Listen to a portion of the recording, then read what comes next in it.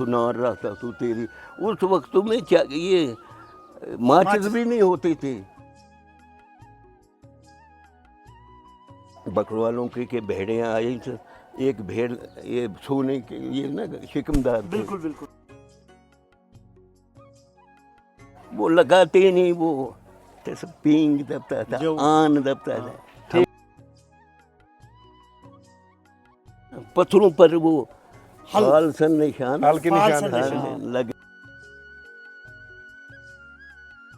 हमारे ये जमीन में 10, 15, 20 क्विंटल 10-15 क्विंटल बनते थे। कितना पढ़ा लिखा सबसे ज्यादा हुआ करता था, और नौकरी का क्या हाल था, और इसके अलावा खेती बाड़ी क्या क्या हुआ करती थी यहाँ पे, खुराक क्या लोग खाते थे उस दौर में? खुराक सिर्फ मकई होते थे ज्यादातर हमारे इस इलाके में।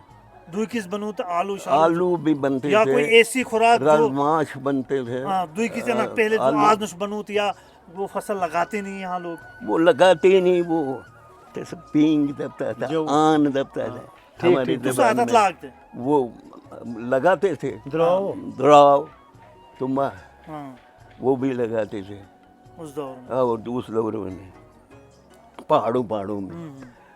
इधर हमारे इलाके में ज्यादातर मकई के। सर इसकी भी एक तारीख मिलती है जो ऊपर जो है ना, गुंदुम हमारे बहुत बनते थे। उधर हमारे अधवारी है ऊपर कहते हैं ग्वाले जोड़ वाले, वहाँ कम से कम हमारे ये ज़मीन में 10, 15, 20 क्विंटल 10-15 क्विंटल बनते थे। तो आज क्यों नहीं बनाई जाती? आज वो 5-10 साल ठीक ठाक फसल बने थे। आपके दौर में रही है गुंदम? हाँ मेरे दौर में भी। सर लेकिन अब वजह क्या है आज, मतलब वजह वो ये हो गई कि जो जरखेज मिट्टी थी, मेहनत बहुत कम करती, जरखेज मिट्टी थी, वो बारिश से बह गई। अगर आज हम गुंदम की फसल लगाएंगे बनेगी? बहुत मुश्किल है, मतलब मौसमों में भी वो स्टेबिलिटी मत रही है। तो ये है, मतलब आज जरखेजी भी खत्म हो गई है, जैसे वालिद साहब ने कहा कि इसकी वो जो फर्टाइल जो ऊपर से है वो बह गई है। सर इसका शायद आप मार्ग में गए होंगे, मार्ग में भी मतलब हफीज साहब भी जानते होंगे, मौलवी साहब भी जानते हम रुके हैं वहाँ कहा जाता है कि वहाँ पर मतलब लोग जो है खेती बाड़ी किया करते थे। हफीज साहब ऐसा क्या जो हमारे अधवारे ऊपर हेलो मार्ग में तो जमीन याद वहाँ मैंने देखा कि कहते थे ना, ये कहते थे वहाँ खेती बाड़ी होती थी, त्रुमा होता था ज्यादा। आपके दौर में नहीं होता था, आपसे पहले किसी वक्त मतलब होता था। और मैं उधर देखता था, मैंने कहा कहीं न कहीं निशान कुछ होगा, कुछ न कुछ है। तो देखते देखते 2-4 ऐसे पत्थर थे ना, पत्थरों पर वो हाल सन निशान लगे हुए थे। तो फिर मुझे यकीन आया कहते थे उतना वो त्रुमा बनता था कि बकरवालों के भेड़ियाँ आई तो एक भेड़ ये सोने के लिए ना शिकमदार थे। बिल्कुल वो उसमें वो गुंदम के खेत में वो बनाया हुआ था ना, तू ना हुआ तू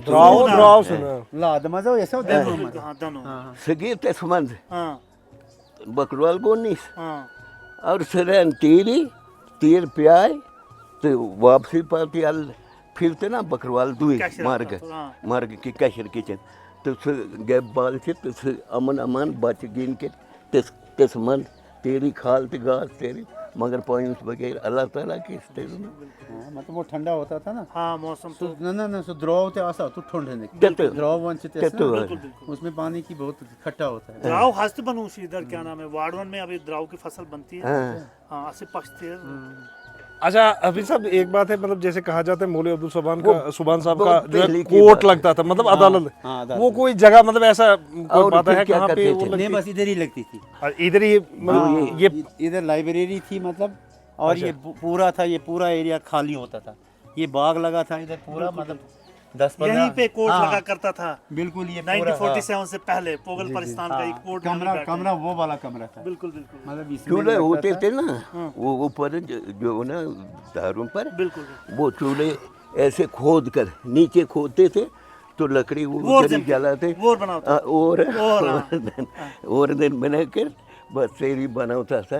अब लेता था 2 5 छील विल ले बस सुनार रहता तू तेरी। उस वक्त में क्या ये माचिस भी नहीं होती थी, एक दूसरे से वालद साहब लाता था कहीं जम्मू वमू से माचिस।